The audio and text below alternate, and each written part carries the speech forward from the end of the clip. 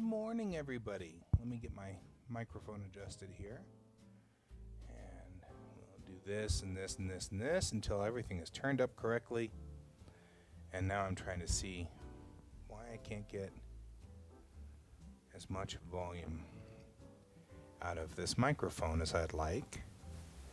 Just doing the adjustment on the microphone. There we go. See, now that's what we're after, right there. There. Look at us. Look at us getting everything organized for the day. Happy Monday, everybody. It's a new week, and it's time for us to do more work. So, I'm going to do all of our maintenance stuff. So, for example, we start by cleaning our monitor. Right? So we'll just do the monitor cleaning right here real quick. There we go. Clean that monitor. Put that right over here. It's amazing how much dust my monitor gathers in its world. So, there we go. Okay. So let's go on ahead and head over to the main line. The main line kind of had a problem over the weekend, and it kind of went from curved to flat. I'm not sure what happened to the poor main line, but we'll see. So I'm going to go over here. We're going to go to the main line, and we're going to get the camera organized so that it can actually see what's going on. There we go. There we go, just like that. The main line's now flat, which is kind of interesting and not the way I typically like to draw or work on my main line, but hey, we'll see. Good morning, Donald. Good to see you. Main line collapsed a little bit, and I think it's this back support lines over here, which just need to be buffed up a little. I mean, the poor guy here is, from 1963, so I kind of follow. He's been in service for a while now, doing a good job, but certainly seen younger days. I feel for him some mornings. Some mornings I feel very, very much for my main line. Oh, man. However, having the main line flat is great for using the bar ruler, which I can use. It's kind of cool. My T-square. Right?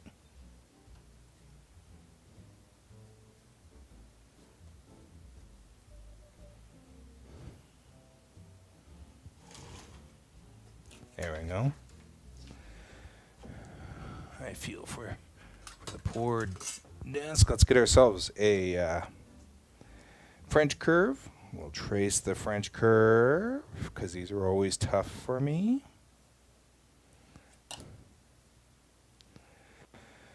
All right, well,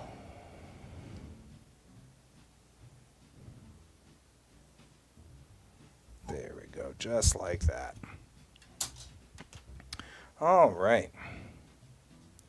So now we have this ongoing thing here, and we're just going to do like we've done before. We're going to take a 0.4 fine liner. We're just going to make sure that our elbow is not resting. We don't want to do this. We want to be up and above the table. And we're just going to draw a line.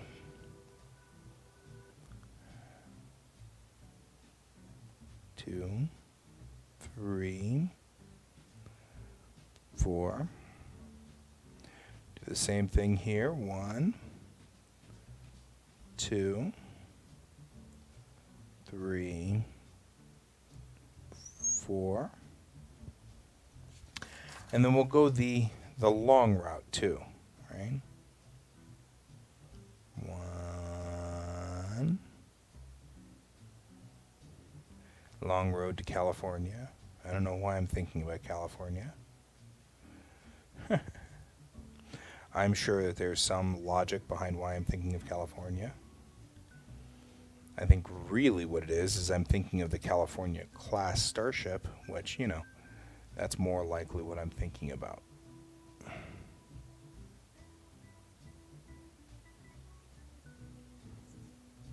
Okay. So again, we're going to go point to point. The goal behind this is to leave here and put your eyes here. So look at this. And so that's the goal behind this. You're looking at your arrival point.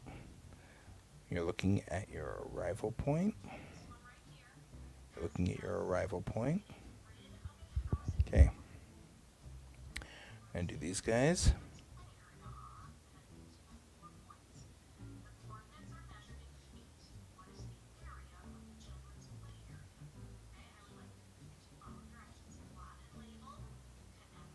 There we go.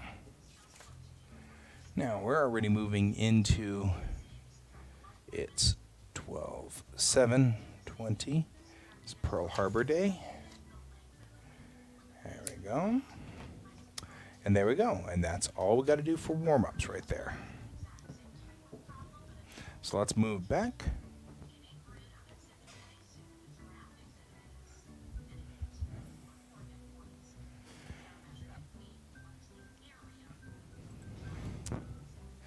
Yep, it's Pearl Harbor Day, all right. And I don't know. Honestly, I've thought about this a lot. I think really the truth is that for the first time in the history of ever, there are billions of us in the same room. Right? I mean, that's the truth. I've been thinking about this a lot. Yesterday, somebody had said something about Facebook blocking things, and I went and looked it up. Facebook has 53,000 employees, but 3.7 billion people log into Facebook every day. That's almost half of the population of the world. So half the population of the world is logging into Facebook every day. That's an astonishing number. If you think about where we were just a decade ago, maybe just 20 years ago, you'd have contact with 1,000 people. You know what I mean? We'd be able to talk to, in your lifetime, 1,000 people. But today, we now have the ability to literally talk to anyone in half of the population of the world. That's a lot of people. That's a lot of opinions. That's a lot of thoughts. Back in the day, you would talk to your mom's friends and your dad's friends, and that would be it. And you might get information that has come down from a friend who had a friend somewhere else. But the truth is that now I make a meme and it spreads around the world like wildfire.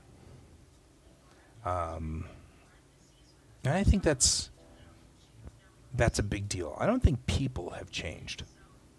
I don't think that anything has changed in the people. I think we're all still the same people. We just now we have access to everybody. Whereas before, all the kooks, all the weirdos, all of the radicals, they'd stay in their little compounds and talk to each other. And we'd never hear from them. We'd never see them. And we'd never... And so we're dealing with people as if those weirdos, those kooks, were literally living in our basement. And they're living in all of our basements now. And I think you're getting a lot of people who are reacting to them. We've got good labeling going. I do think that there's a certain amount of culpability to the media. The media is responsible for some of this. But, we label them, and we label them to opposing sides, or anything we're uncomfortable with or unhappy with, we assign to the other side. And I think that's also human nature. I don't think but you think 3.7 billion people on Facebook, that's a lot of opinions. I mean, that's a lot of opinions. And that's an order of magnitude. That's 2 orders of magnitude more than you'd normally have in the 80s. We'd talk to people in the 80s, but and that's the thing, right? It's labeling on top of things. I've always been politically on the left, but I'm also extraordinarily patriotic. I'm very proud of the military groups and my friends who have served, and my family who has served, and anybody who's served. And I love the aircraft, I love the boats, I love things like that. But we label people on the left to be not patriotic. Well, that's not true, of course, naturally. And then what about Joe over there, or Bob, or Tim, or, we label them, and then it's, what about them? They don't speak for me. They're the crazy guy in the basement, I don't think we have a filter for dealing with the crazy guy who lives in the basement. I don't think we've got an actual filter. I think that in society, our design has always been to just walk away and disengage from crazy people, from the people who are way out there on the edge. And I think that the problem with social media is you walk away and they follow you now. They go everywhere with you. So those crazy people who normally we would just ostracize from society, cut them off, push them away, they're with us now every day, all the time. And I think we're not aware of that yet. I think we're not cognizant of that. We're not quite ready to handle that. And I think that's where the actual error in social media is. It's kind of like I was learning about meditating the other day.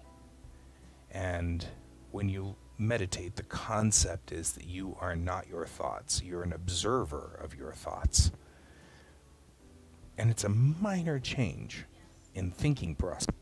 It's a minor change in thinking process. But it's a major change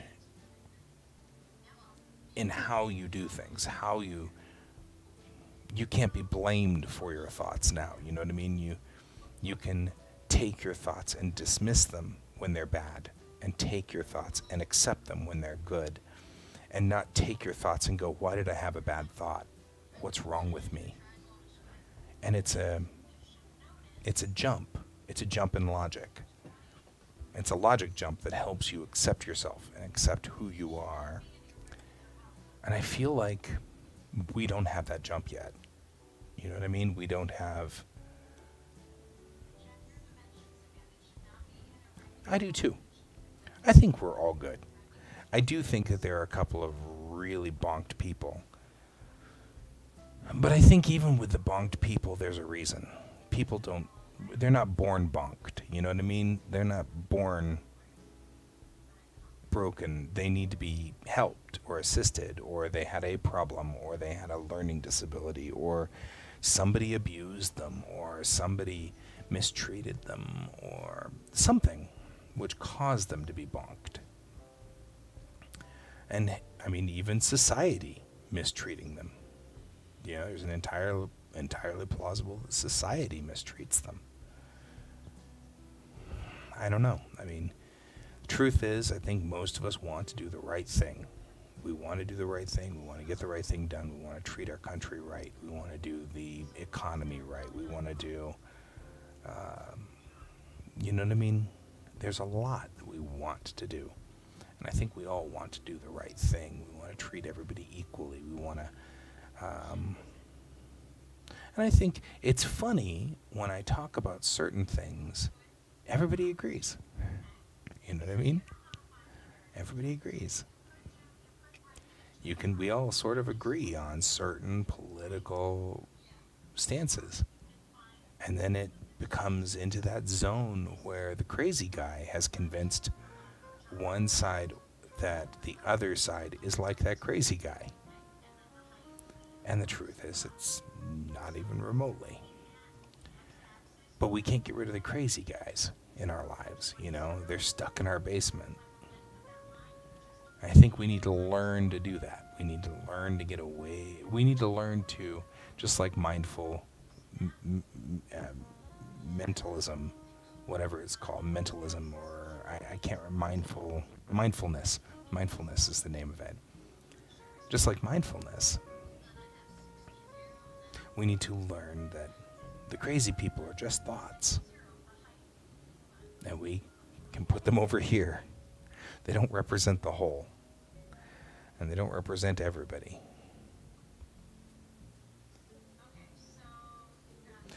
Yes, our media.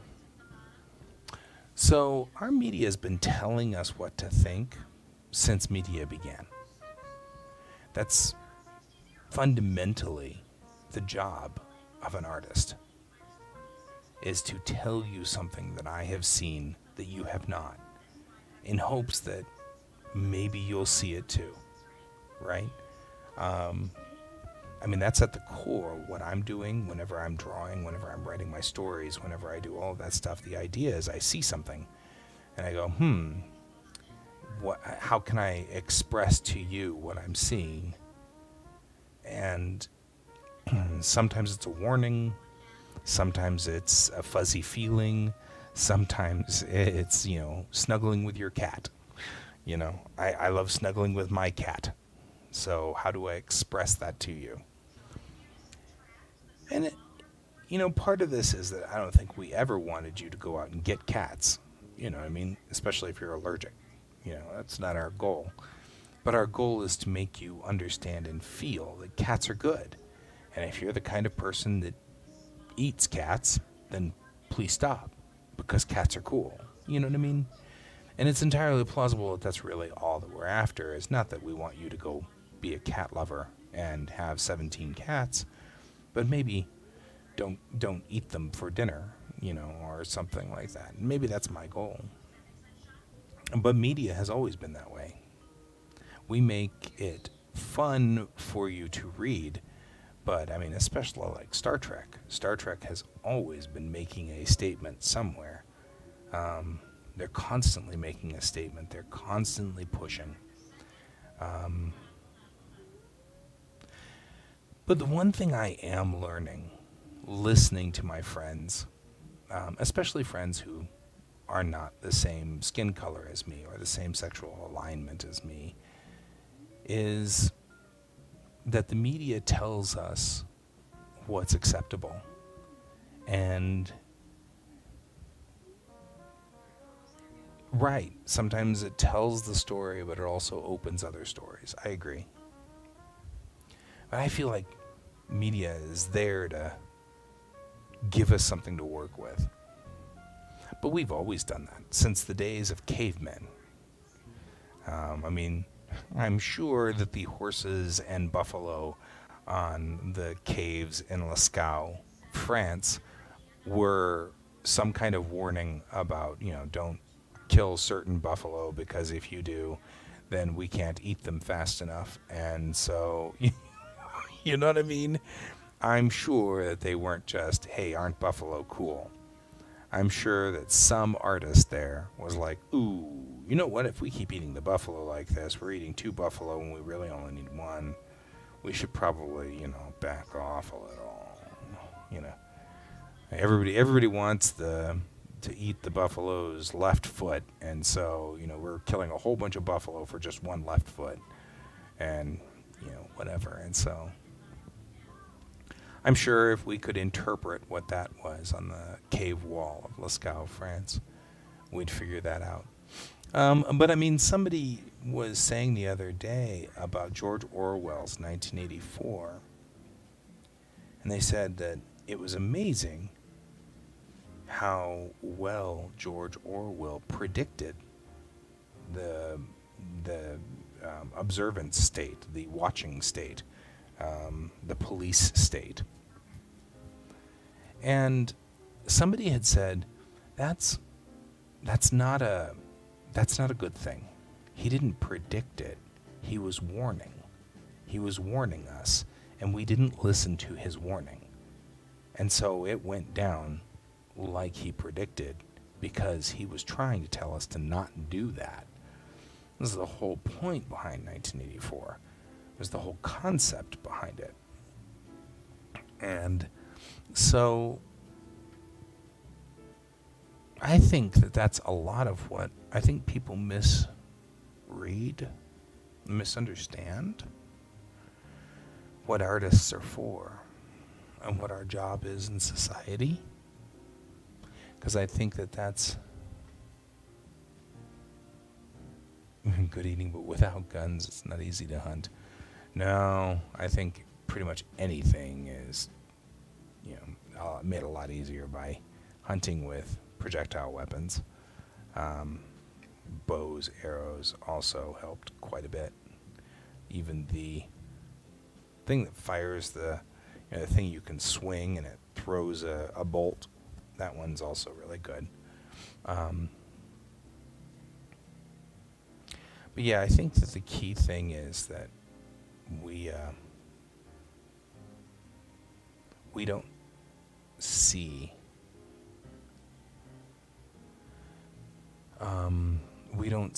the job of the artist as a job. We see it as a hobby or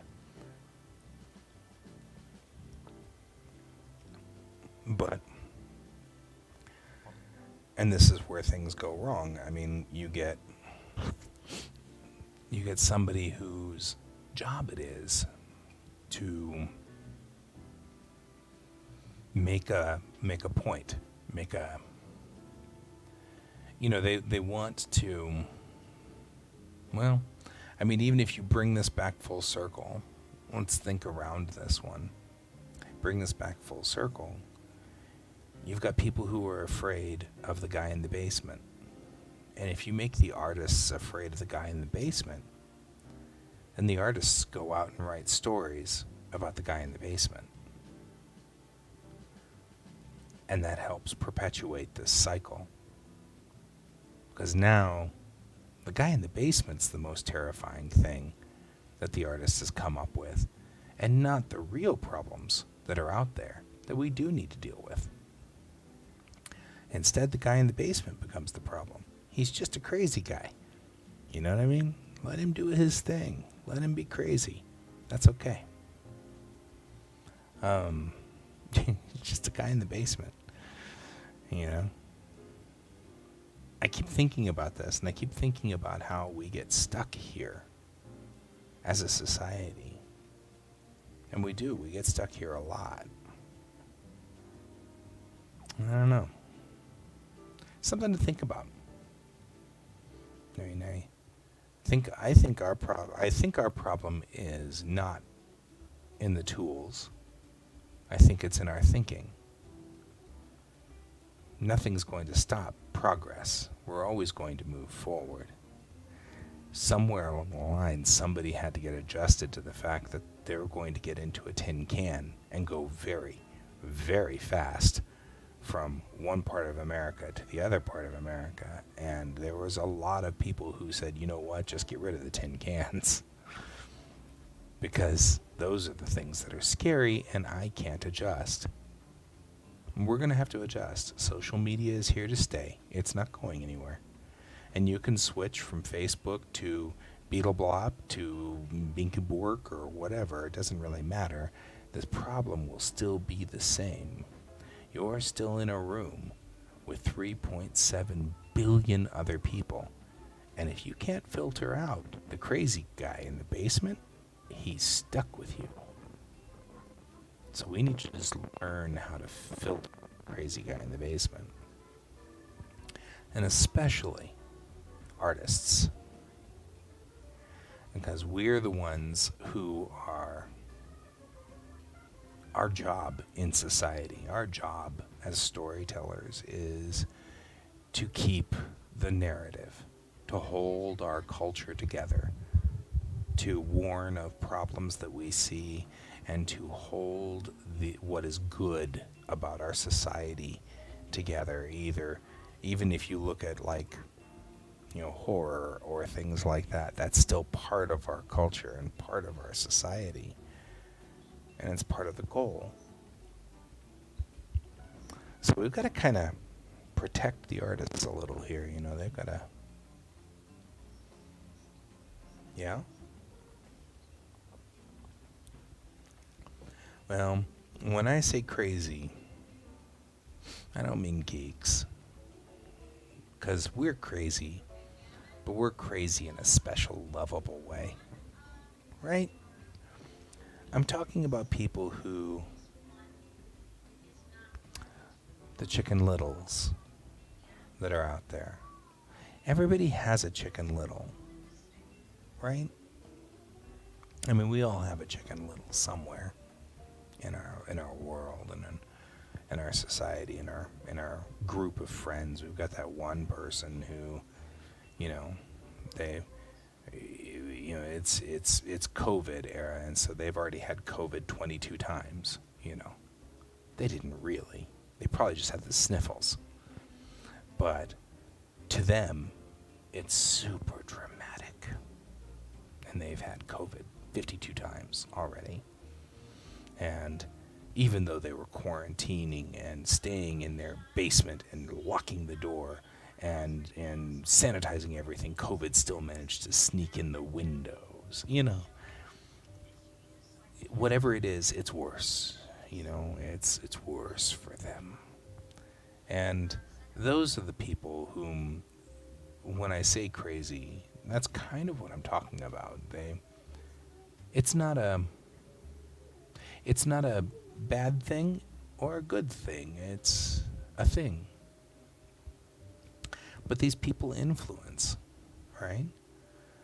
And they start to influence us, and they start to make us all think, oh no, maybe we're all going to get COVID 64 times, and it's going to leak in our windows and whatever. Or then you get on the other side where,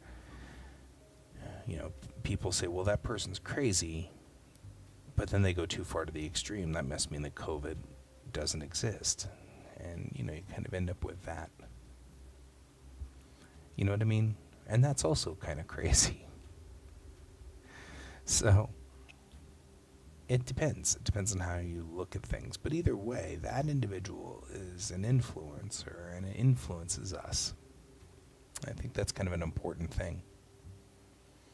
And I'm specifically talking about one kind of person, probably the Chicken Little kind. The sky is always falling. For these people, the people are always suffering from Skyfall, a James Bond film. They're always suffering from a James Bond flick. But you get the idea.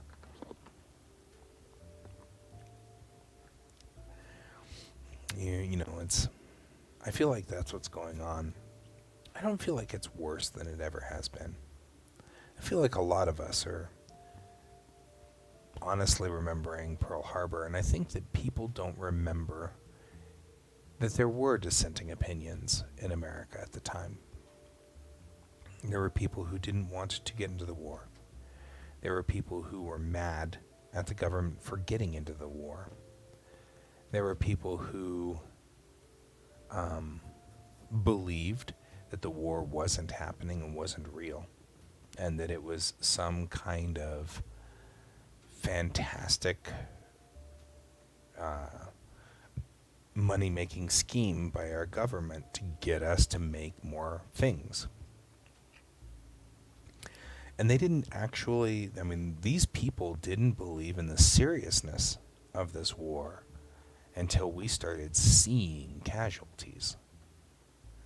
And that's important. That's an important thing. It's important to know that, you know, there were people back then who didn't think the Holocaust was happening. There are still people today that don't think the Holocaust happened. There are people today that think that we didn't land on the moon. You know, so, right? I don't know. I keep thinking about all of this, and I think that we all, it's a normal impulse, you know what I mean, to want to be the center of attention, to want to have people pay attention to you. And there were totally people. And, you know, if we had social media back then, it's kind of fun seeing people play the game of Abraham Lincoln talking about things on social media, or play the game of characters in our history talking on social media. But the truth is, I think if we had social media back then, it would have been a lot harder to make a sale on getting us into World War II. And I think that people would have had to have snuck films out of Auschwitz. And even then, there would be people who said, did you just hire actors to do this?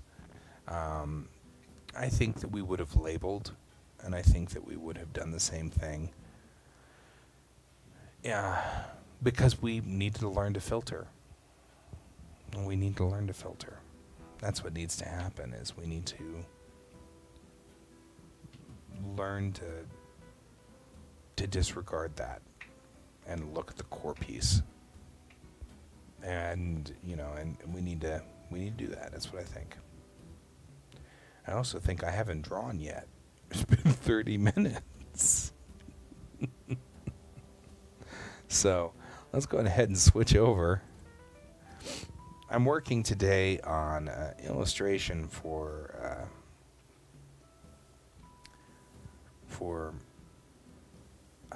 Ron. And we can keep talking about this, by the way. I don't have any problem with that. But I think I should probably do some work. Okay, so we've got this lady who is doing some kind of magical thing to keep the wind going. So we're going to just draw in her outfit so that we know what we've got to deal with here.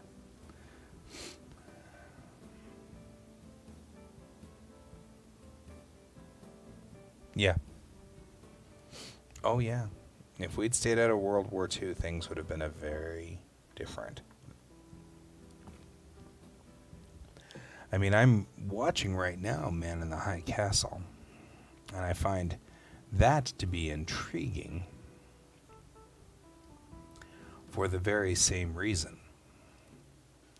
I mean, all it took to get to Man in the High Castle, that world, that universe, was Hitler getting to the nuclear bomb first. It was a race to the bomb. If they'd gotten to the bomb. So, you know, all you had to do was convince America to stay out of the fight just a little longer.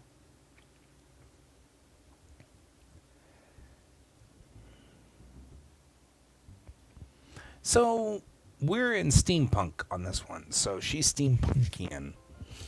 That's what we're doing here, is steampunk. So it's Victorian era. Excuse me. Victorian era.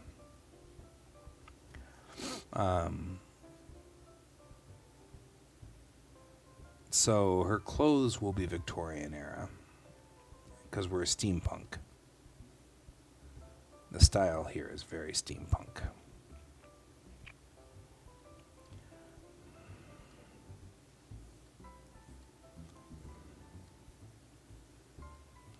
I'm going to go on ahead and just let her hair be wild and all over the place because she is doing wind dancing sort of stuff. So we're just going to move her hair out like this so that we get an idea of what's going on. Right? Then we need to have guy lines that are going around and everything like that, because she's got the boats, the ship. It's an airship and it has sails, so we're going to have to do sails and things like that. So she's taking control of the sails here.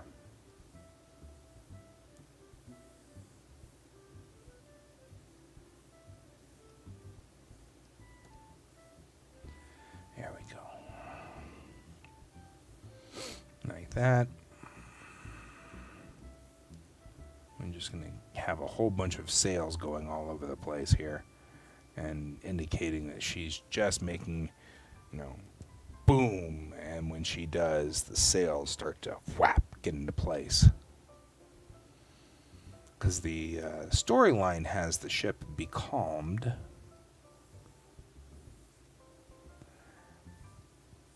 But this mage then fixes that, so the ship isn't becalmed anymore.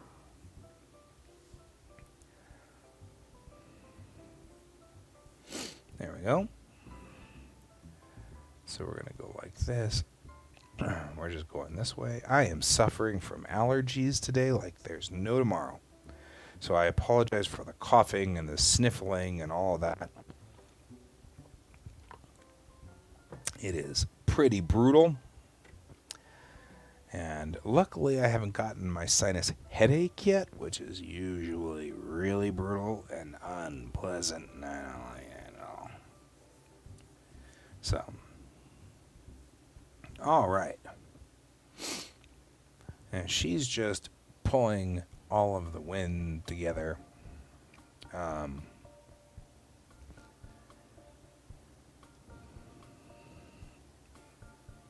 And pulling, I'm just trying to get kind of an idea of where I want to go with these sails. All right. We've got a lot of the sort of, we got all these sails kind of going all over the place here, and that's sort of part of the point.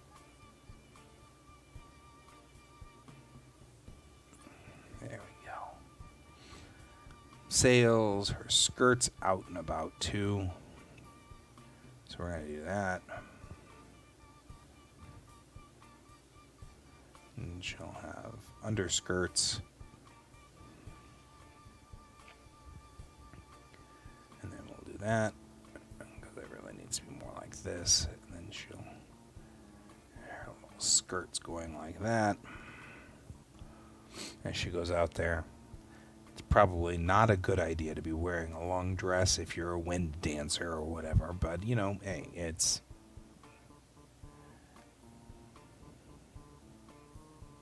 yep.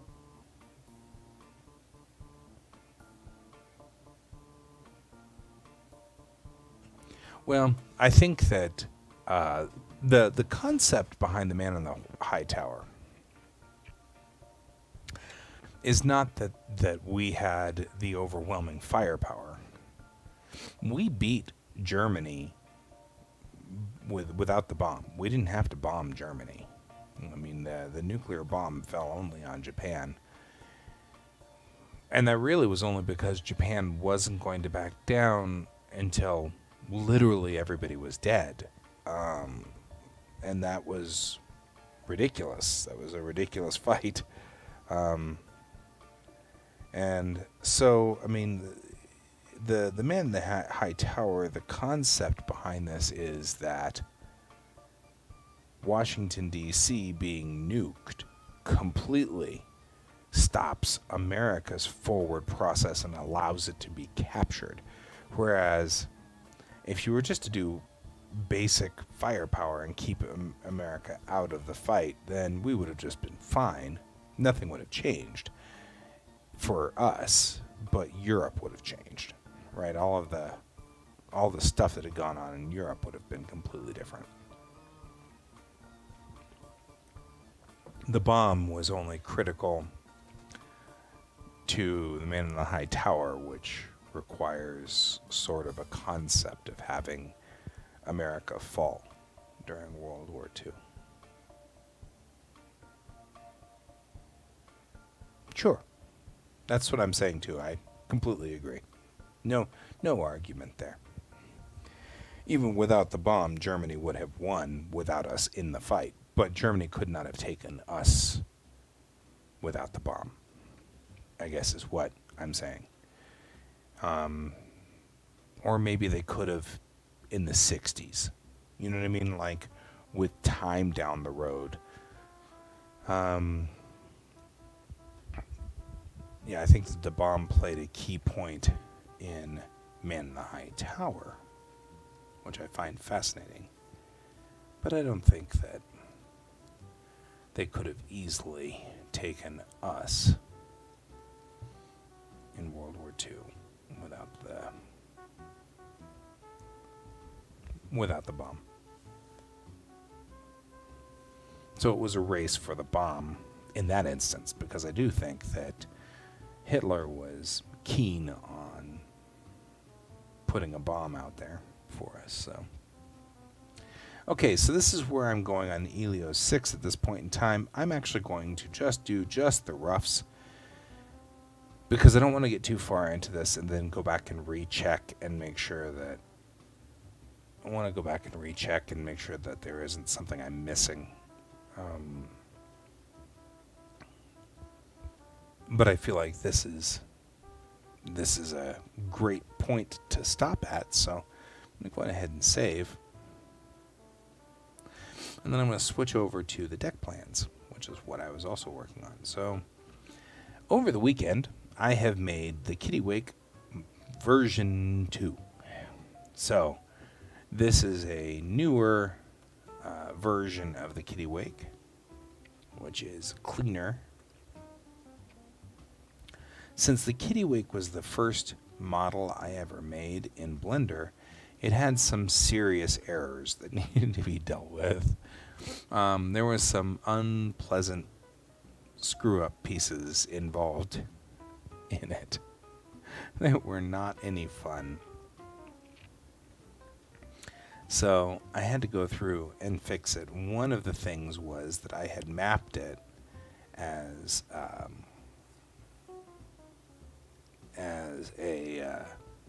had mapped it using the maps that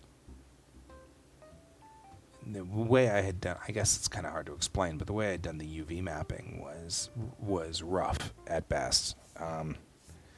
It took hours upon hours to get the mapping straight. So this time I went on ahead and got zones, and you can see these are all different zones. I made them different colors so that they were easy to see.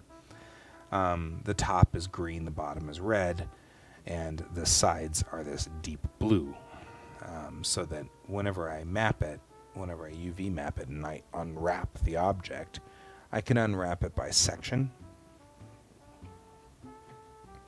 so that it doesn't have to be, all unwrapped, and it doesn't have to be one object. I can take the engine and unwrap that, and the other engine and unwrap that, and the tail and unwrap that, and then the other tail and unwrap it, instead of having to deal with the entire spacecraft just as a flattened object.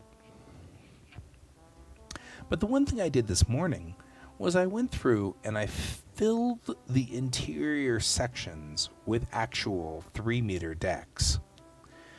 So now we have an A deck, a B deck, a C deck, and a D deck, which are actually what fills the space and fits correctly inside there. Each square is 1 meter. And, you know, for those of us that live in America, 2 meters is 6 feet, give or take. It's a rough approximation, but it's close enough. So a 2-meter tall deck would be high enough that you can walk through, but the tall guys would keep scraping their heads against the ceiling, so they'd have to duck a little bit. So 3 meters is a general standard. It's about 9 feet. That gives us a foot or so of deck plating and then 8 feet of open space in between. So these are 3-meter high squares. If you want to look at what that looks like in Blender, I'll bring that up over here. It does kind of look like a bird of prey, doesn't it? With all that green. So if you look at the decks from the side, you can see them right through there. That's what they look like in a 3D view right here. And you can see that they all do fit together like that. And they also all fit inside the model. So what we're going to do today is decide what these decks actually have as far as room and space and stuff like that. So here we go.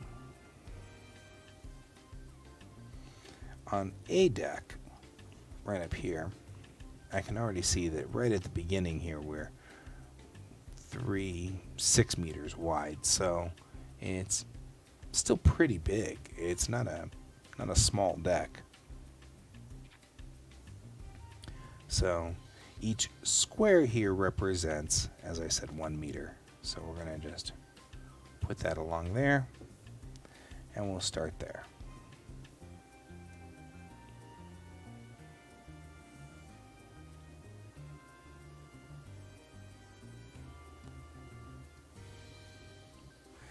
A deck is where the bridge is, and there may actually be an A plus deck. I'm not sure. Looking at the actual Blender model, this deck, we go into object mode, and we take this guy right here, and we put him into the ship like that. Right? This very, very, very front piece, we'll go ahead and just put all these guys in.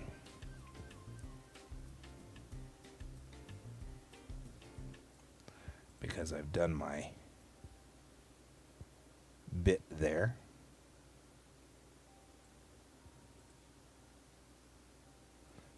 Where the Marines live. Or where we stick Brent. Anyway, if you look at this from this angle, and it's kind of hard to see at this point, but let's look at a deck, right? A deck sticks, there's a part of it that sticks up another 3 meters above here, and this is where the bridge is. It's right through this section, right through here. And so at that point, at this juncture point right here, that's where we've got our bridge. We're going to have to put that over on here and represent that, right? Because this is the highest point. So it's right through here, right? Go ahead and put that high point. Right here, just to illustrate that's the highest point. So the bridge lives there. The bridge actually has 2 decks to it. It has an overlook.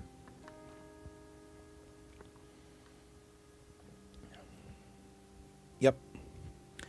Obviously, they would have some semblance of fire suppression. I like personally the evacuate the area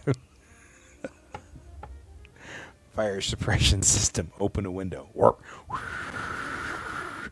Once it's at 0, once we're at vacuum, there's no fire. Not as good for, we're all laughing and going ha ha ha ha ha ha ha. But the truth is, the spacesuits or the uniforms are spacesuits.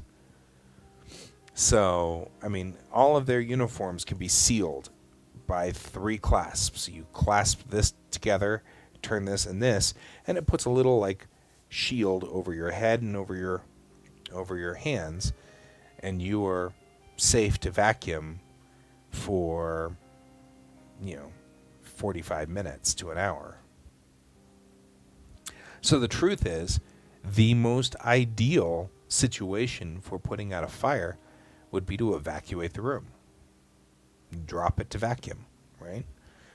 We've got a fire in here. Okay, no problem. Everybody seal your suits. Beep, beep, clap. Everybody good? Okay, good. Bloomp. Wah! And then all of that's gone. And the fire's out, and it's suppressed, and everything like that. And during battle drills, they may actually lock their suits. Who knows? So we know that we've got this going here. We've got these guys. These are little windows, which are right in the front part of. You know what I'm going to do? I'm going to do a new layer. We're going to take this red right here, and we're going to draw a line from there and a line from there. These are windows on either side of the front part of the second hull piece here. So let's zoom in.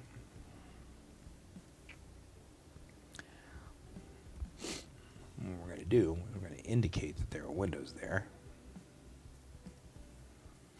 by going like this.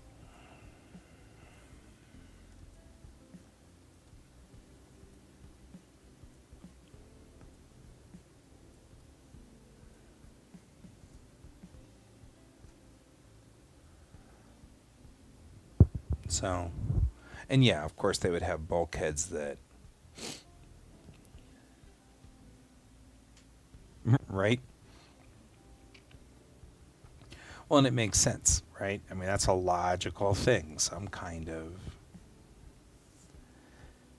suit that protects you from the elements. Up here is Chang's private office, so the captain's office. There's another window back here, so let's take a look at that. We'll bring that line across too. It's right here. And we'll go ahead and just put that there. And then there's this line. And then there's a little porthole right at the very, very back before the garage.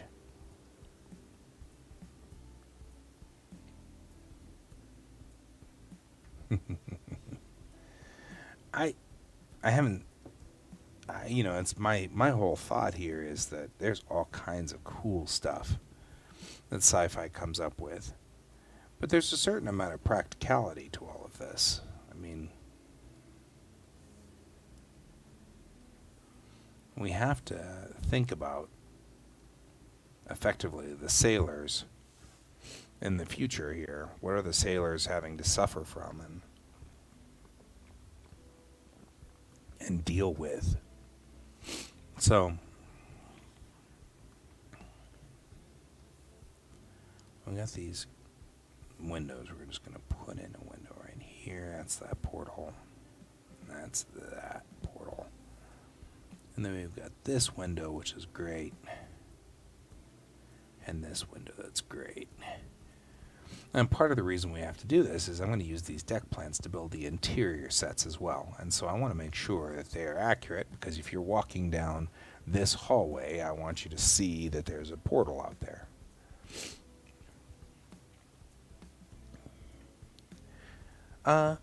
Yeah, I mean, everybody has a sidearm. So they're issued a sidearm generally, although, and the sidearms in this universe aren't easily, I mean, they're basically always on stun. So even if you do accidentally set off your sidearm, you'd end up just stunning yourself or stunning your buddy, and then, you'd both be like sitting in the infirmary going, "What happened?" And that's a little bit easier to deal with than to have, the sidearms discharging and killing people. But the sidearms are by default, that's part of basic training. You go in there and you wear your sidearm, and the drill sergeant notices that your sidearm has been set for kill, and then you have to do a zillion push-ups, or whatever is, that. Because they carry that sidearm. And I don't know if they certainly can carry that sidearm on board all the time. The Marines certainly do. So there's a certain amount of that going on. But armories definitely exist. Did I put that to the right window? I did. Okay, good. So we're going to take this and we're going to kill this thread there, that layer. We're going to add a new raster layer. On the second deck, B deck, we have only two, or only these guys going through here.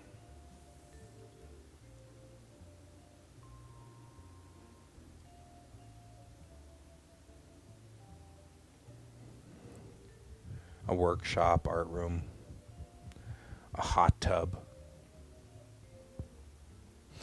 I love the idea of a hot tub. I don't know if they'd have one, but I love the idea of a hot tub. I think that'd be particularly humorous. I'd be like, where's the captain? She's in the hot tub. Well, we're not gonna be able to get anything out of her today. She's busy reclining. Yeah. That cracks me up. Okay. On B deck, there's no other windows down through here, so there's nothing else we have to worry about on that one. So B deck just has the one window, which makes some sense. Then we'll go down onto C deck, which is the largest deck, and there are a few different. Look at us already at break time. Man, we are just cooking with Mazzola. Okay, so it's time to take a break. We gotta. Yeah, the question really is about your relaxation time as to whether. Okay, let's stand up and we will stretch. Yeah.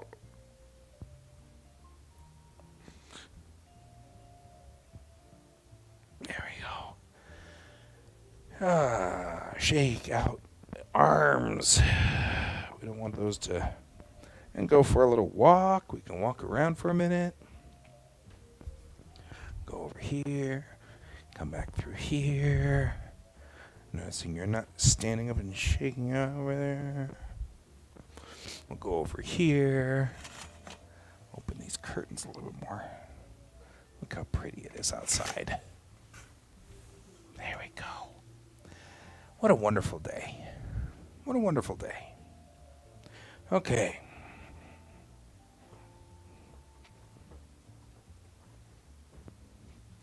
Come back. All right.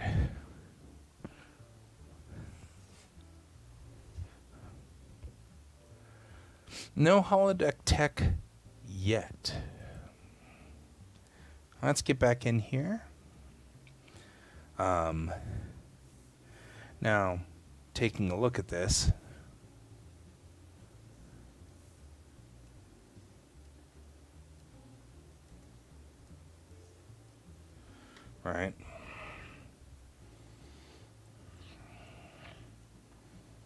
There we go. What we're looking at on this level is on this particular deck, and this is down on C deck, you have a docking door and one window. It's not like this thing is, it's not a luxury liner. So there aren't yeah, I totally now have made it so that Brent can print it. That's totally what I was after, is Brent wants to print one of these. However, one of the other reasons I modeled all of the windows in here was because I really do feel like I want the inside to match the outside. Yep, charts and sales are in that forward zone right up here. Everything's in the hammerhead. The gravity drive is in the hammerhead. The sail drives are in the hammerhead. All of that's in this hammerhead. So, yeah, for the long voyages, I mean, certainly, I guess I should back up. I actually really do want to talk to you, since you have served aboard the tin cans themselves that we all know and love, about things that should be in here. The version 2 of this Corvette has a little bit more space up on A deck and B deck than the previous version.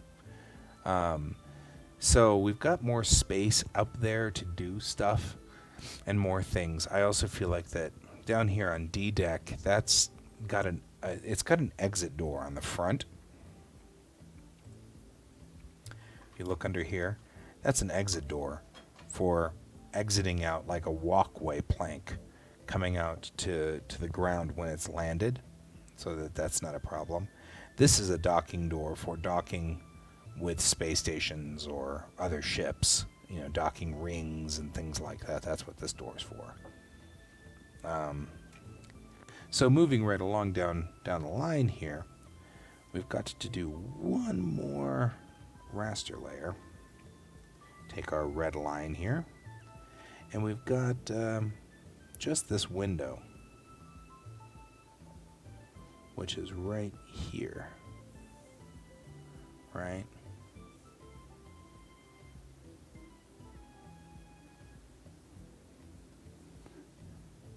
It's right here. These windows are 3 meters wide and 1 meter tall, so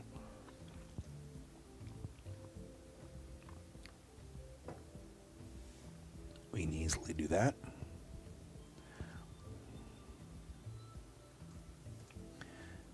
We'll just do that, and I don't know why I did that on the wrong layer. There we go.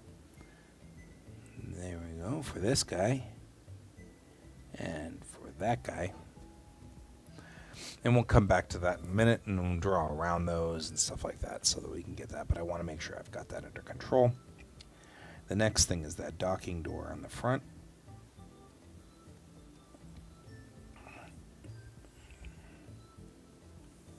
For some reason, I am really hungry today.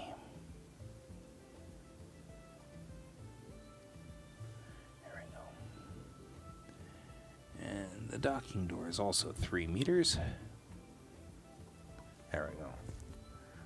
So,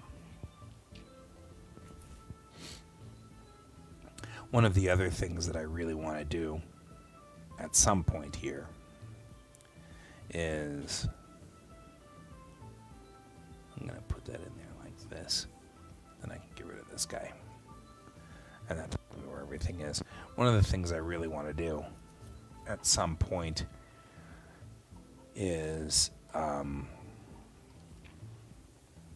take this and make a cutaway. So, the front, take the kitty wake sort of at an angle like this, and then cut away each deck so you can see all the internal pieces of the ship and get kind of an idea of where everything is. Especially when you have things like here in the in this front plane on the hammerhead. What does that do? You know, what's going on there? Who knows? Does anybody actually know? Nobody knows. Okay. Front part of this B deck right here. And we've got a window right there.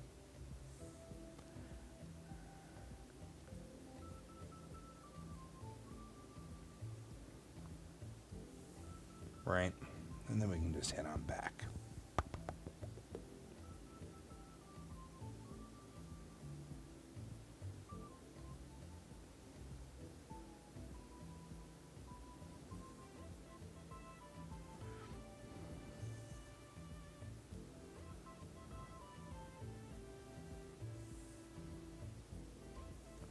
There we go. I'll have to fix that window at some point, but not right now.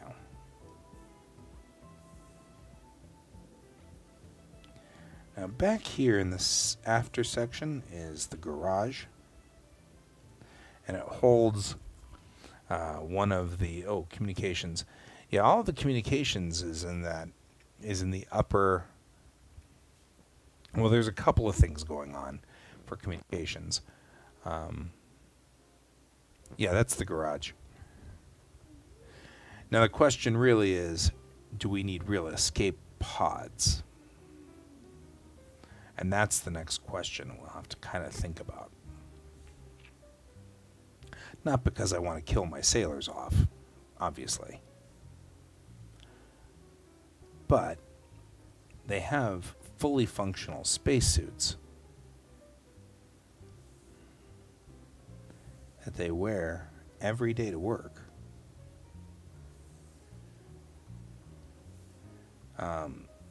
Almost tempted to say there could be like lifeboats, and they're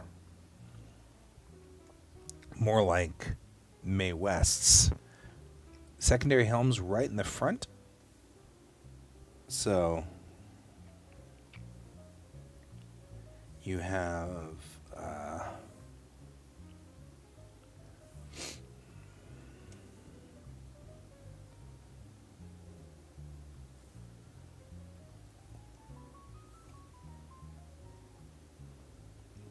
you can steer the ship from the pilot house in the front if you really need to, which gives you a different location, although there's always the chance that the front will get taken out. Of course, if the front and the bridge have been taken out, the ship's pretty much trashed at that point. So there is sort of a certain amount of, well, how much we can do at this point. You know what I mean? Well,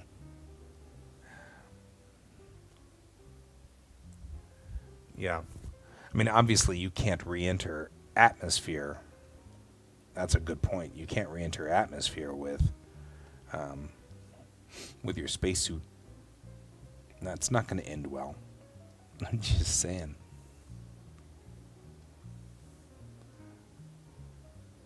All right.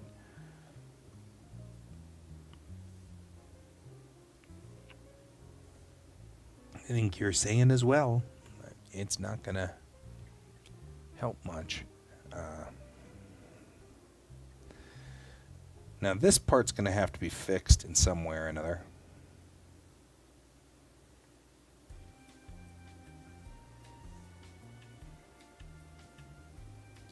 And down here, it's kind of interesting. The original deck plans of this ship, whenever I made them, didn't have this curvature at the back. And I didn't realize until I tried to actually put these squares into the 3D model. I had no idea. I didn't realize that. Yeah, that's the garage. In the back, it's got one of the GPVs in it. So I'll bring up that GPV. When we talk about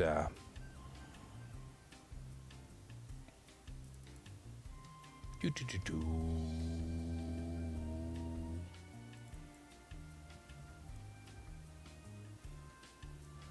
So it's got a GPV mounted in the back. So that's the GPV has a door or has a docking ring right here. So it sits this way. And it's so nose up, if you will, in the garage, docked to a docking latch on B deck.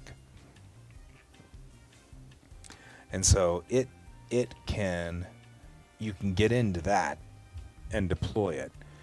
It's still a very small ship, so 99.9% of the time, you really don't need a smaller craft because the Corvette itself is aerodynamic and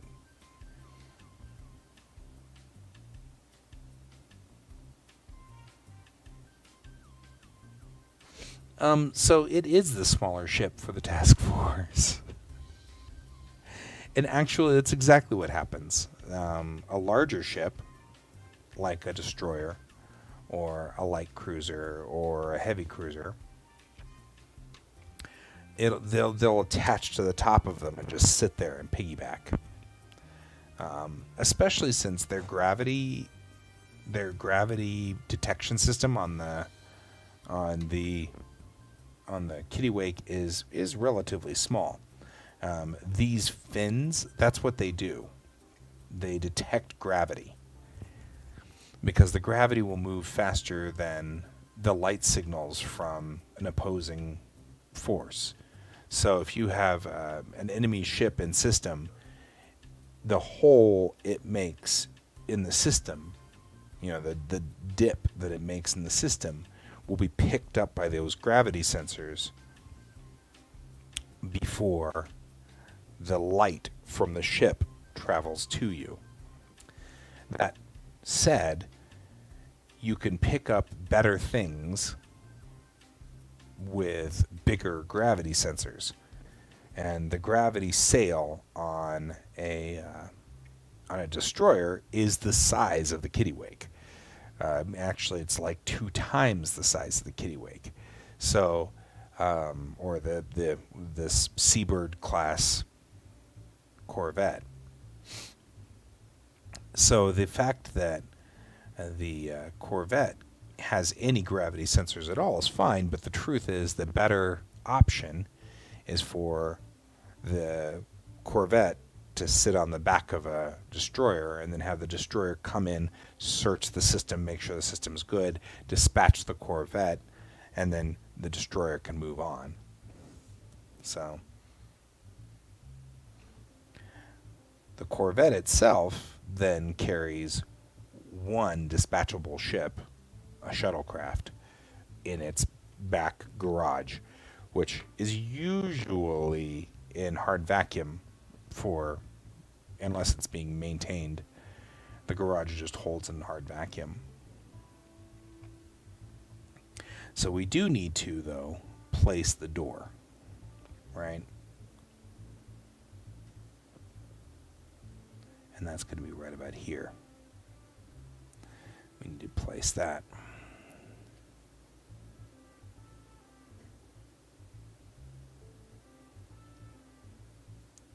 Right.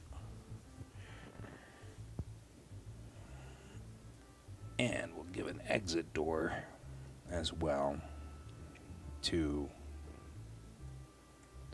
the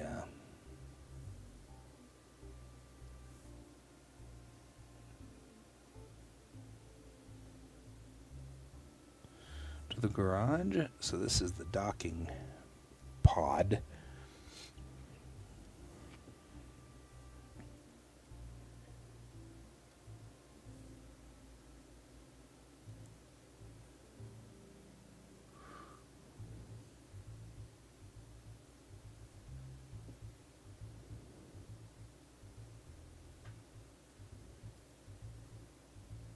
There.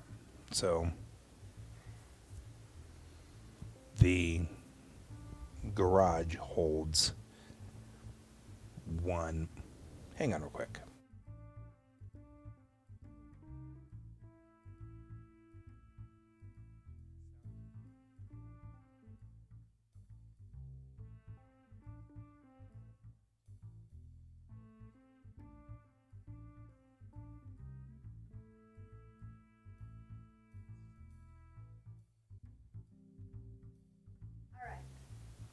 Okay, I'm back. Sorry.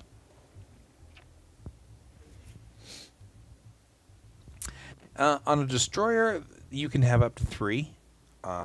Light cruisers can hold a lot more. Light cruisers have a bigger deck on that multi-purpose zone in the back. So what? I mean, I guess it depends. Also, the multi-purpose sections on the back of those ships, so those two, like, I guess, I don't know, for lack of big storage units on either side. Some destroyers could have those replaced with corvette launching bays or fighter launching bays. So you take the pods off the side, the multi-purpose pods, and then you assemble onto the side these launching bays. But that's a overhaul. That's an overhaul. Not that much of an overhaul, but it is definitely something that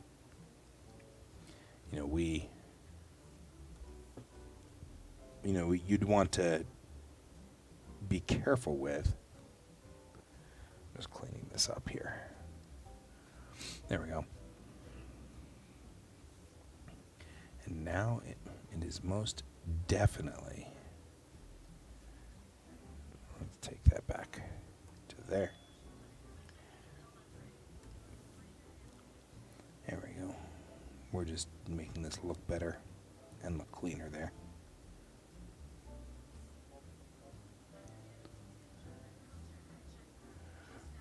Okay, there we go.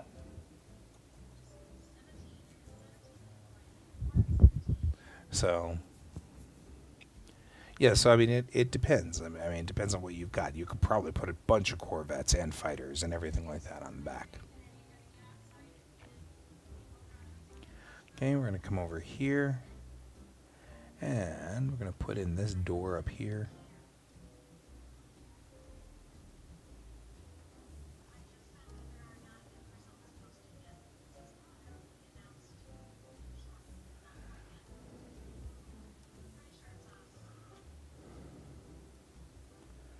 I'm having problems with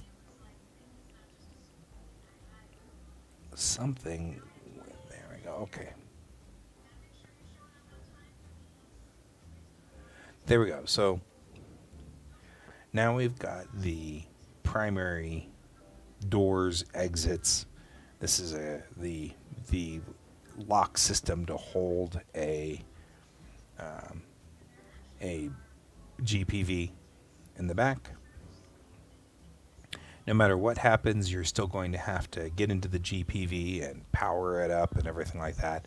You have to climb in through the bottom, So you'll get down on your hands and knees and start climbing the ladder, and as you get into the GPV, the gravity will shift backwards so that you're now climbing up. So you start climbing this way, and then you end up climbing this way. You'll hit a multiple variable gravity area, and it'll be like that, a very strange effect. Okay, let's go ahead and seal in the windows.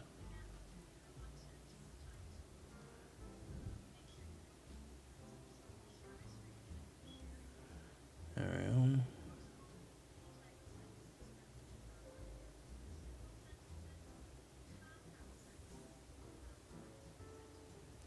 All right.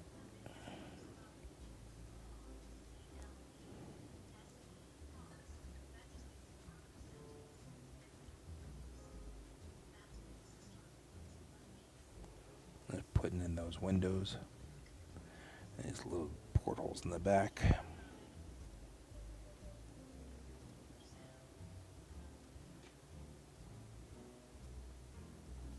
There we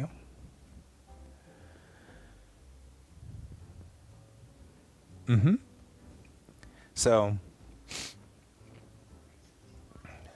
the good thing about this is, okay, now we look at this. Hang on a quick. There we go.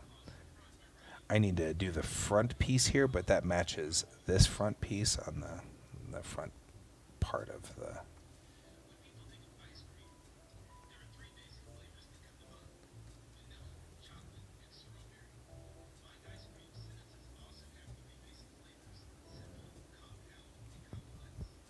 Okay, we're going to go through here. So if you had a Wolf 359 situation,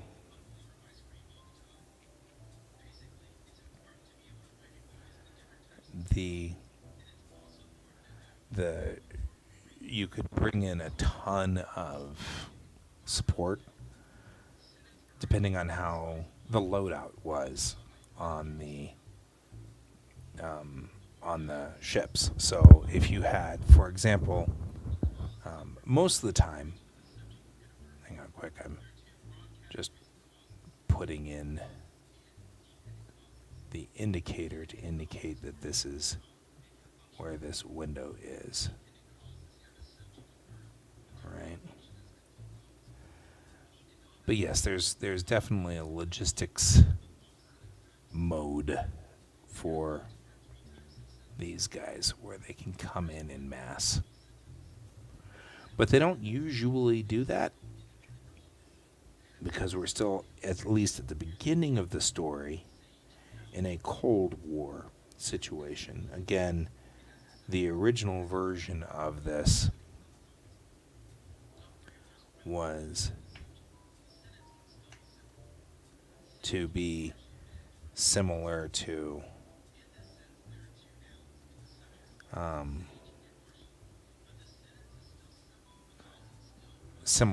Star Trek in its original way. So we're going to take this section right here.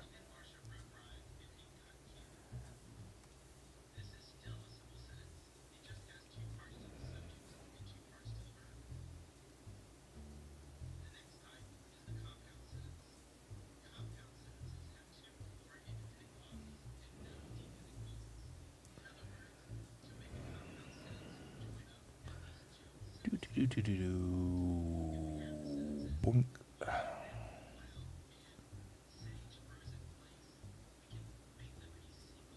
There.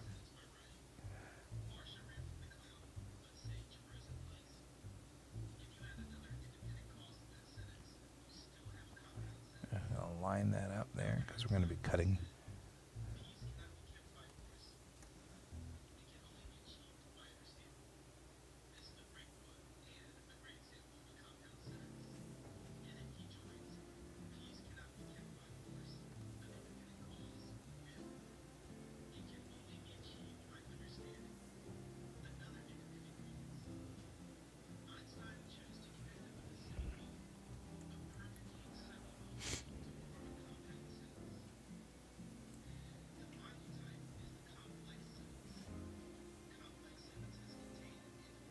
There.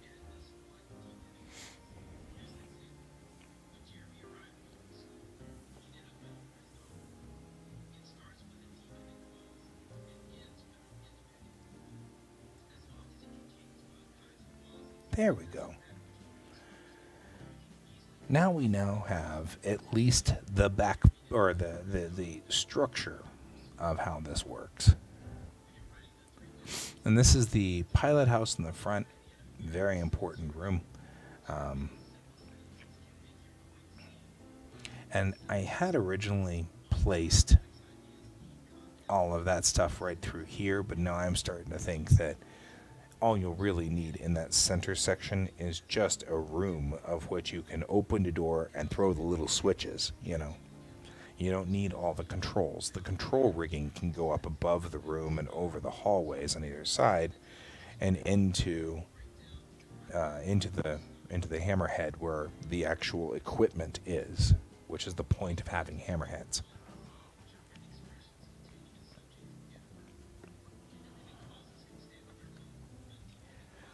So, Yep, I'm looking forward to when Brent gets here and sees that he's got the ability to actually print the ship now. So let's go ahead and pull out the decks so that they're not in here anymore.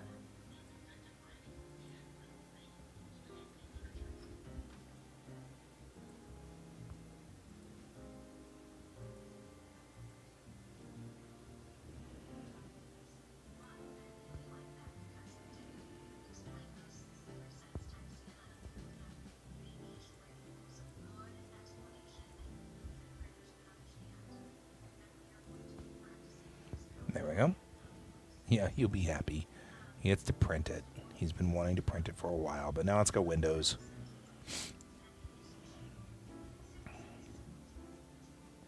I even added right here docking lights.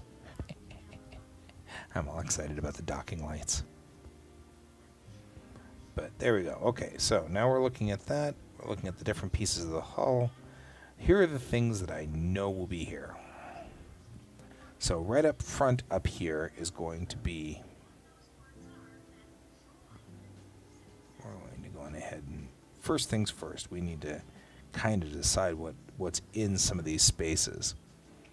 So we know we'll need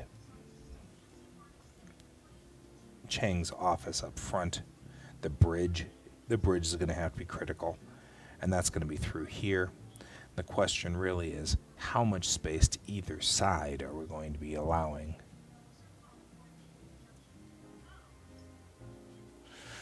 So this ship doesn't carry torpedoes traditionally. It carries missiles. It's a missile boat. And the missiles live out here in these wings, right in this zone through here. And depending on its loadout, the missiles are ejected from the ship and then travel on their own. So it's not going to be as dramatic, but you don't want, it's space. If a missile ignites inside another ship, Newton's second law takes effect. So you're going along and then you launch the missile. The missile's going to push the ship backward, and it'll push like that. So what really is going to happen is it opens a door and then goes clink and just ejects the missile out like this, and the missile takes off and heads towards the target. But the missile has to get away from the ship on a very small, either spring-loaded or something light, so that the press against the ship is very, very minimal. So there aren't torpedoes per se. Torpedoes would be underneath and on a special loadout. So we're looking at the base model of the Corvette. It's extraordinarily basic. It has self-defense lasers or masers, and close-range masers, because those are only within 1 light minute, 1 light second. You're really, really close at that point in time, space-wise. And then it has standard missile loadout on the wings, which just eject missiles. And then the missiles go, and they head out towards the target. Torpedoes are bigger, meaner, and designed to break ships' spines.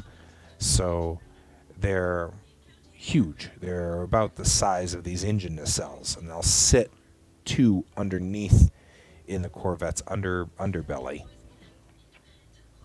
They'd be mounted right here along this side piece, and it's the same thing. It'll just release them, and then they take off.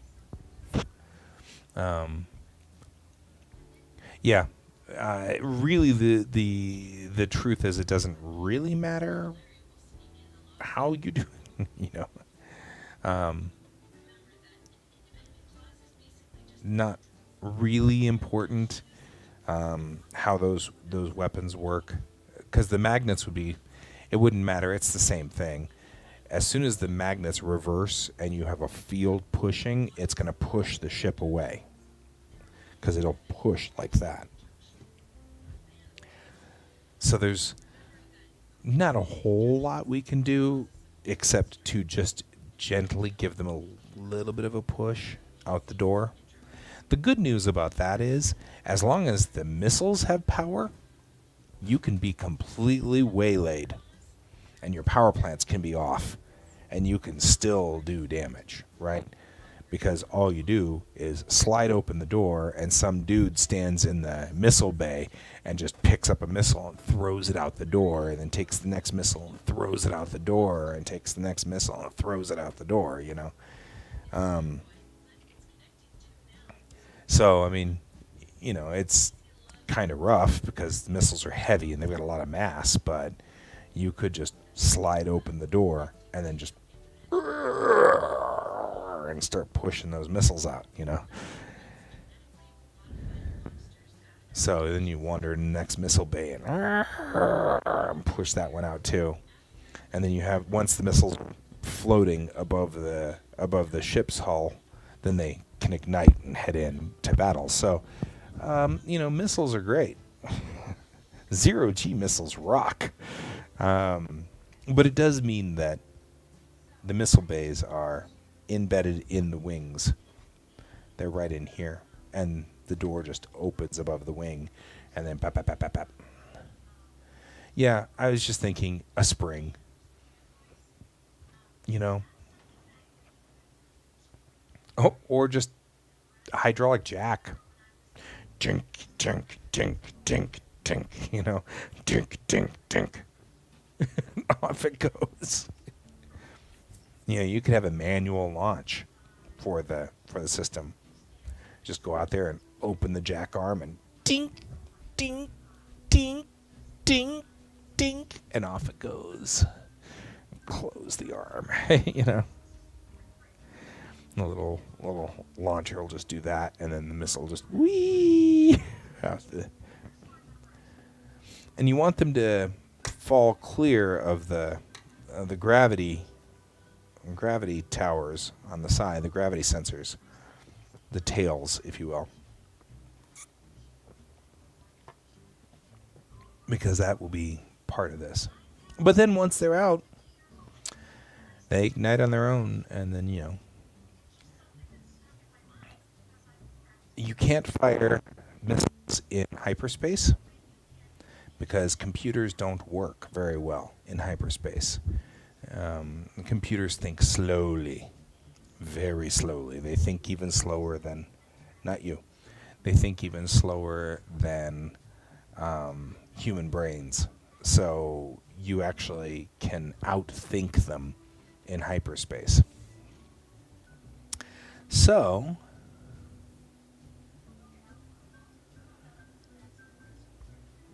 that's where we are here. Okay, so now we're looking at the forward section there. That should be pretty close to that section right there. Yeah, that's good. Okay. So we now have some spots that we now know need to be something. We've got to have an airlock here because that's a... There's an airlock to the onto, I mean, all these red areas are airlocks, so we're going to have to make sure we have airlocks there so that we can open those and close those without problems. This guy's probably already its own airlock sticking out into the garage. This presses in to lock into space, or into place, so that that's not a problem. This needs to be an airlock, though. Now this is a 2-meter wide airlock. That should be far more than enough space. And we'll go in 2 meters and go in 3. This will be a suit locker right here, in case you need to put a radiation suit on. Because our space suits are awesome, but they're not that perfect. Right? So we'll go ahead and do that.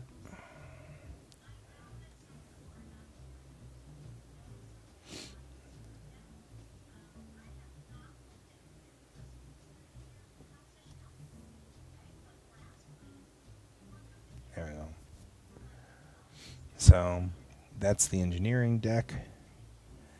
This would be prep and arrival for, I mean, this would also be, well, there'd also be a suit or an equipment locker right here, which opens to here.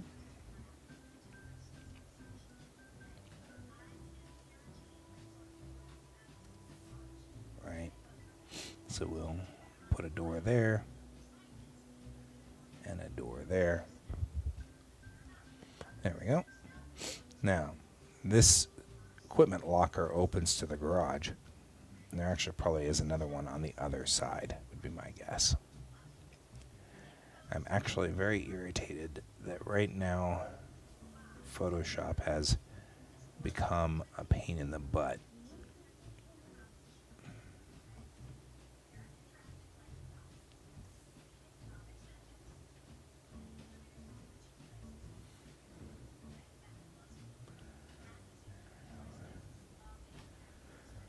There we go. Ooh, power armor. We need power armor. We need mecha, we need power armor. All of these things are important.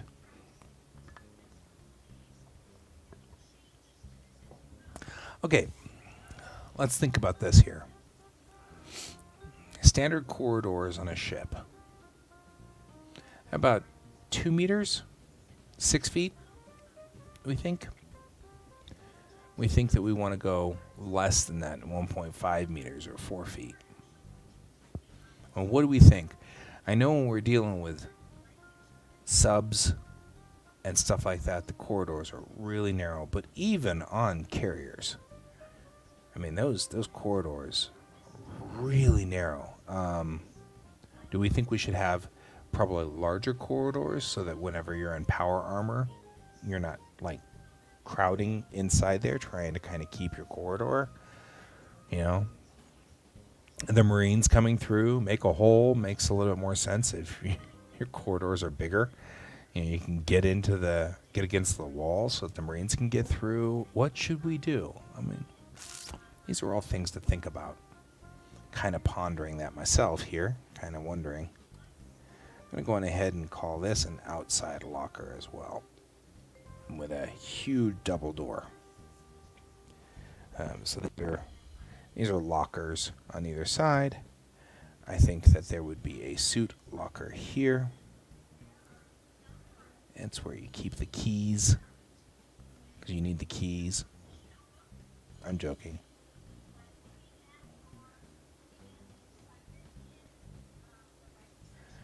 There we go. So, some suit lockers, some equipment lockers, maybe power armor, things like that.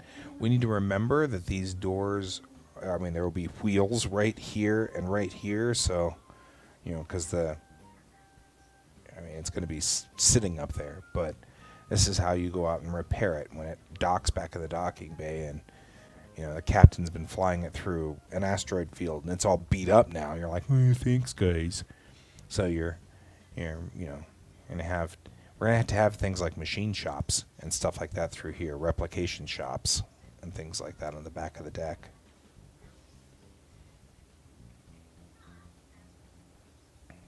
New raster layer. Add ourselves.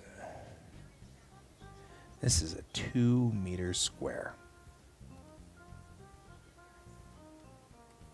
Right here. So that's a 2 meter.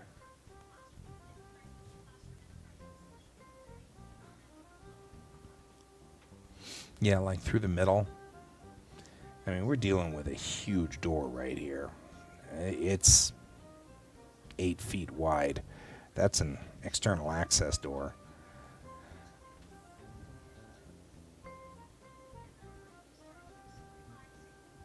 Maybe even 10 feet wide. That's a big door. So really, I think the door is going to be in this center section here. It's not going to be as big as that. So let's go for the concept being that we're going to have I'm going to make this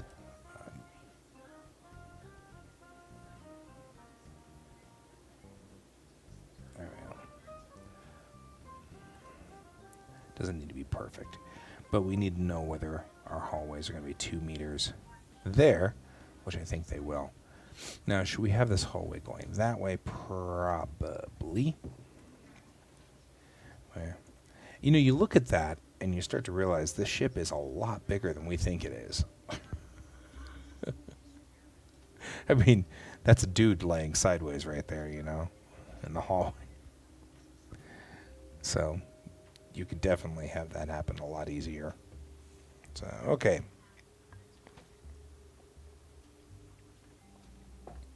So we are. The next thing I think we need to talk about, though, is how do you get to all of these decks? You know, I mean, how do you get to all of the decks? I feel like that the bridge is going to be offset, right? Because we want it. If I do the bridge taking up all of this zone right through here, then I can actually do a lot more with it. Let's go to the bridge.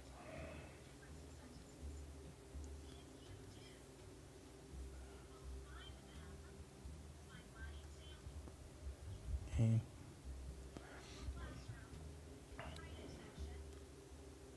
We'll go along here. Whoa, undo.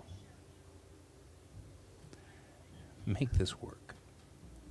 So we're going to make this hallway going forward.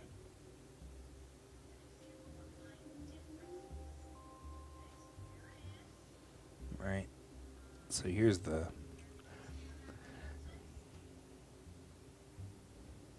Yeah, we're going to need to go up and down somehow. We're going to have to go up decks, down decks.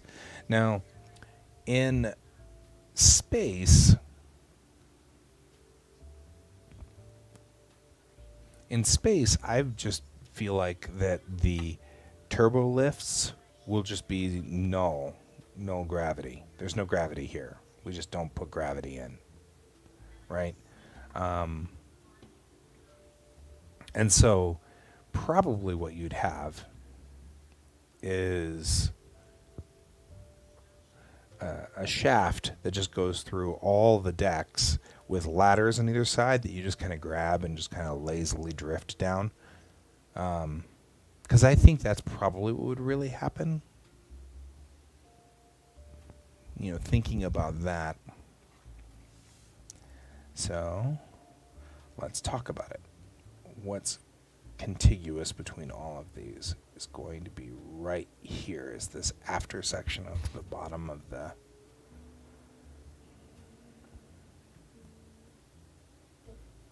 I feel like that could be this middle, this line right here.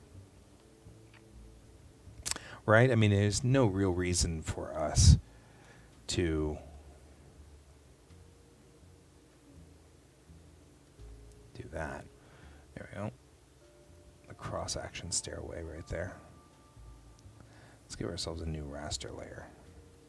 And we'll give ourselves a guide.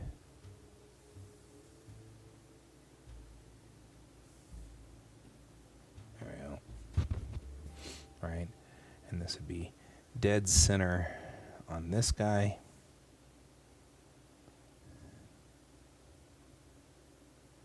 And this is dead center on you.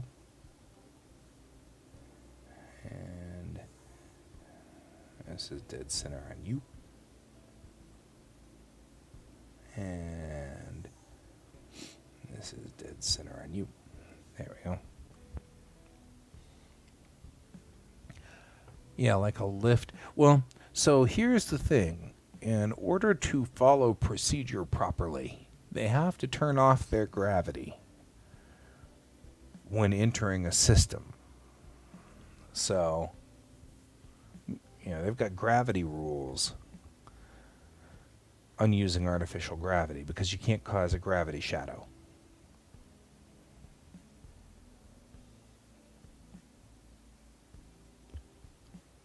That's a good point.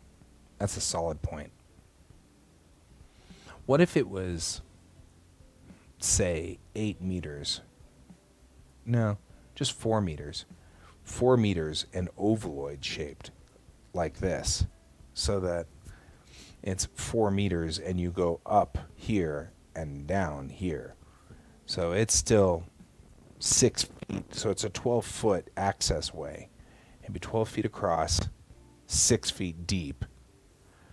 And that would allow us to make both up or both down in case of an emergency. You know, we've got to get the Marines through here, sort of thing. So, because we could do that. We've got the space up here at this point in time if we're dealing with this guy. Because we've definitely got space there, right? Got 2 meters on that side. We've got space this side, 2 meters. So we could definitely have a center core up and down sort of thing. Because you're right, it would have 2 different cores, so to speak. So I'll go ahead and just block that out.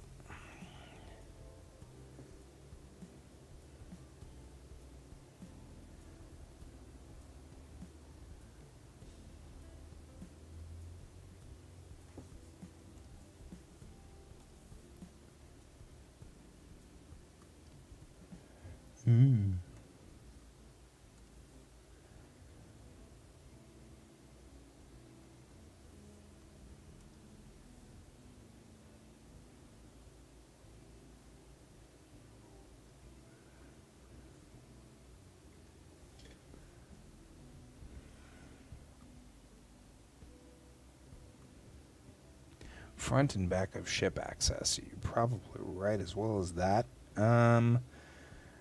But not all the way up to A deck. A deck's very small. And so I can't see A deck having front and back. I mean, I think there'd be emergency hatches between decks, but I don't see it being a standard access tube. You know what I mean? But I get what you're saying. There'd be, in case one's blocked out or anything like that, in stairways.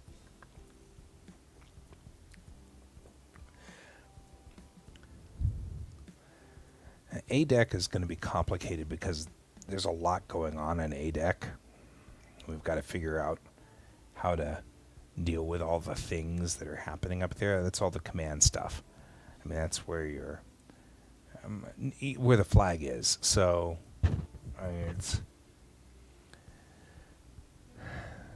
kind of more complicated in the way that we've got to kind of think about what's up on A deck. We've got Chang's office. We've got the bridge. Any kind of mapping rooms or anything like that are going to have to be up there. Communications. All of that's up on A deck. B deck will have more like ship operations. You know, that's where things like, well, actually B deck might be crew quarters, you know, and that kind of stuff.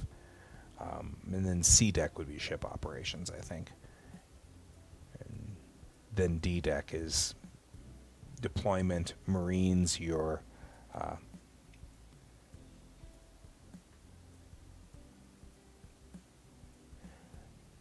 that's true. That's a very, very true point.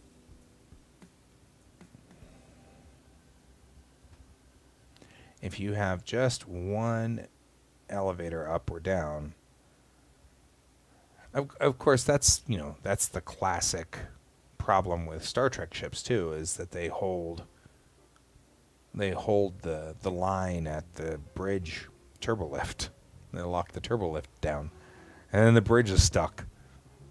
It's been a classic way to thwart a Star Trek Federation ship any day. So maybe you're right. Maybe we should come up with an alternative location. That's not a bad plan. First things first, though. Let's get this main one in.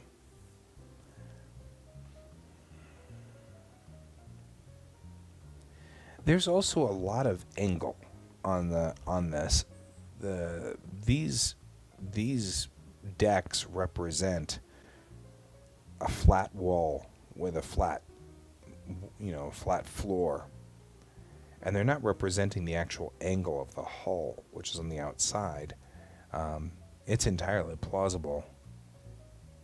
You could have emergency stairs and things like that, and ladders and things like that are in weird angled spaces. So you have to pull the door and slide it along, and you have to kind of slide in feet first and grab the ladder and then climb down, or whatever. It might be weird angled stuff like that.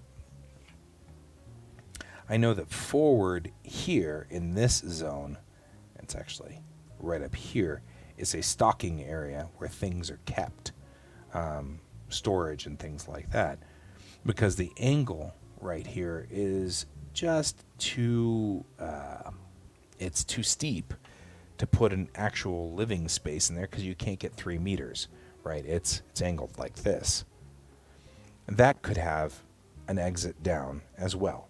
So there could be another emergency exit right here next to Chang's office, which would make total sense, right? Because her office doesn't need to be, 1, 2, 3, 4, 5, 6 meters wide.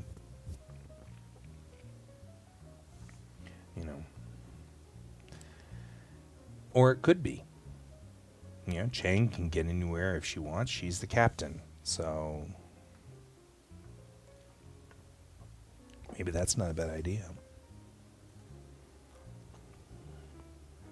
Okay, we're going to build a new critter here. Build our... Let's undo that. Let's undo that. Oh, sorry. Undo that. Let's do this.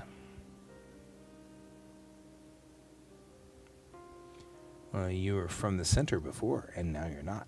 That's very irritating.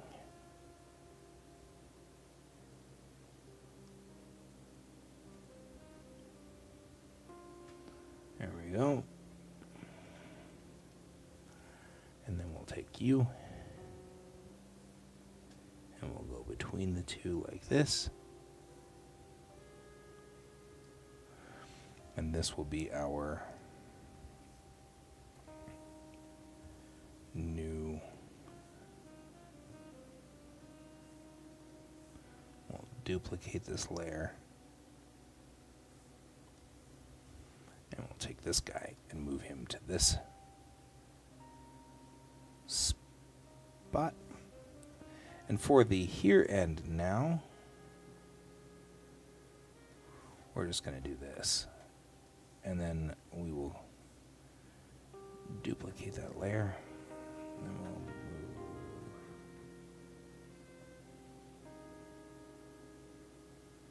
There we go. And one last time, duplicate the layer and move you. There we go. That gives us the...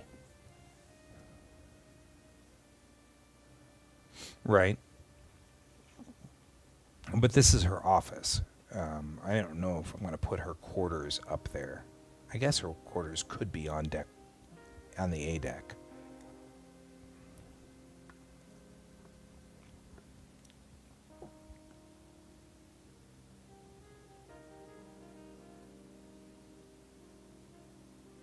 Right?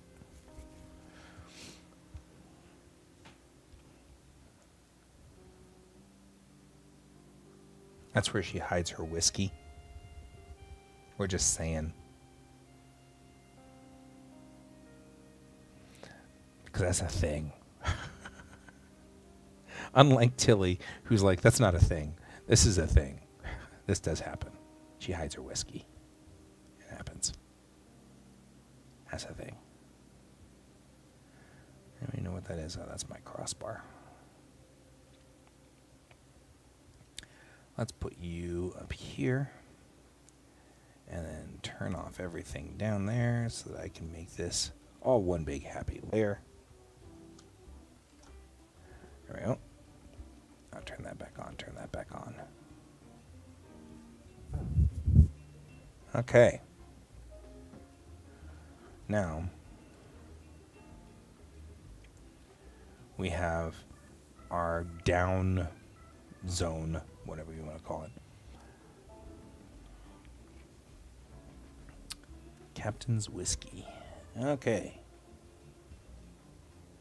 So, this is the bridge right here, and it's going to be up against this point right there. Let's get ourselves right up on the line. The bridge can be offset just slightly because reasons.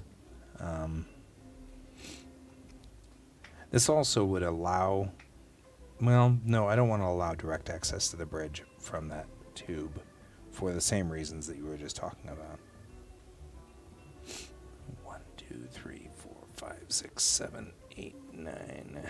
So we want the bridge to be 10 meters. There we go.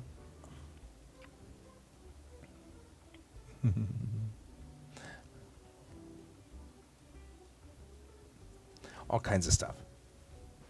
I feel like the Navy of the future here, which we're dealing with, is going to have a little bit more leniency on personal items in the captain's quarters and stuff like that. I feel like that's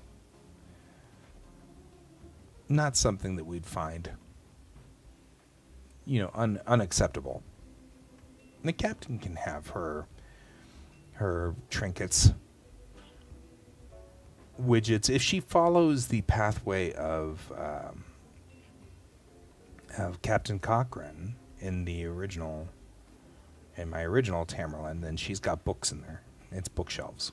It's lots and lots of bookshelves because she's not good with technology, and so she keeps books, and that's what Cochrane had. Cochrane couldn't deal with computers; they were all smarter than her. So, or at least that's what she said. So she had books, and there were just tons and tons of books. So that's probably what Chang's got, just passing that down from Cochrane. So that's my thought. Which means that, when you have 5,000 books in your office or whatever, then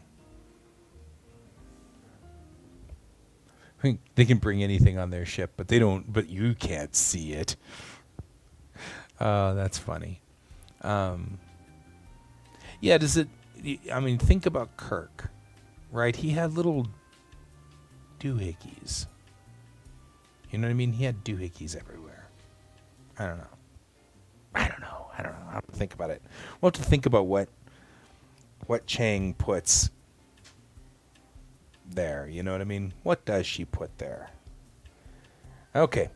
Well, guys, that's it. That's all we got. I got no more. So it's time for lunch. I've been sitting over here just.